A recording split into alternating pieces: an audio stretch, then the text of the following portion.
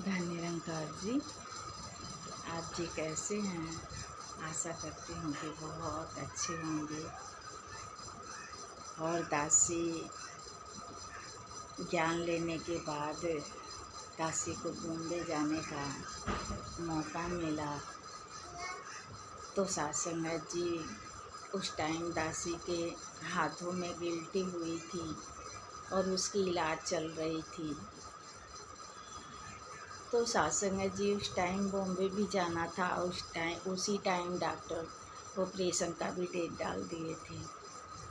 तो डॉक्टर से रिक्वेस्ट करके दासी कही कि बॉम्बे से आकर के हमारा बहुत बड़ा समागम है, जब हम ऑपरेशन कराएंगे।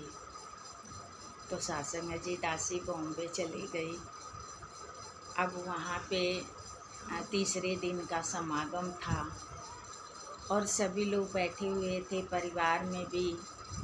और नागलोई के हमारे अमर सिंह मुखी जी बैठे हुए थे साथ में।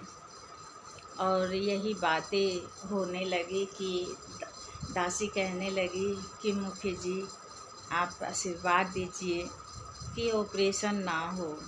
दासी को तो बहुत डर लग रहा है कि अब 3 दिन समागम हो गया, अब चौथे दिन जाना भी है तो ऑपरेशन हो जाएगा। तो मुखी जी बोले कि सतगुरु कृपा करेंगे, दवाई से ही ठीक हो जाएगा। तो सासंगत जी उस टाइम बहुत विश्वास हुआ कि वाकई में ठीक हो जाएगा, ऑपरेशन नहीं करना पड़ेगा। तो हमारे आदरणीय परम पूज्य मुखी जी कहने लगे कि दिखाओ कहाँ पे है।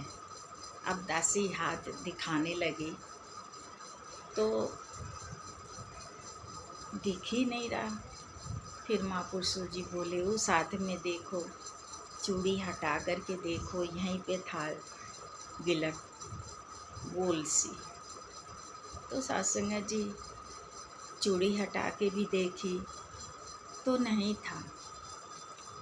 तो मुखी जी कहने लगे कि बाबा जी बिना चीर फाड़ के ऑपरेशन करके ठीक कर दिए। सासंगत जी सतगुरु का लाख लाख शुक्र कि बहुत ही शुक्राना निकला सतगुरु का कि जब से ज्ञान लिए हैं तब से आज तक हर वक्त हर कदम पे सहारा दिए हैं सतगुरु। इनका जितना भी शुक्रिया करें कम है। तो आइए सासंगत जी, कहने का यही भाव है कि जैसी भी हो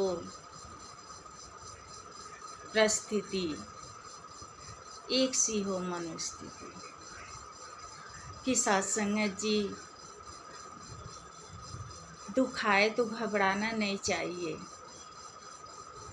सतगुरु का शुक्राना करना चाहिए, सुख में भी और दुख में भी। तो आइए सासंगत जी, जब से दासी ज्ञान ली है तब से शुक्राना ही सतगुरु का करती है और सतगुरु के चरणों में समर्पित है। और पूरा भरोसा है, पूरा यकीन है कि हमारे सतगुरु जो करेंगे बहुत ही अच्छा करेंगे हमारे सुखदाई के लिए। तो आइए सासंगत जी, यही एक आप बीती जीवन की छोटी सी कहानी दासी सुनाई है। अच्छा लगे तो लाइक सब्सक्राइब कीजिएगा।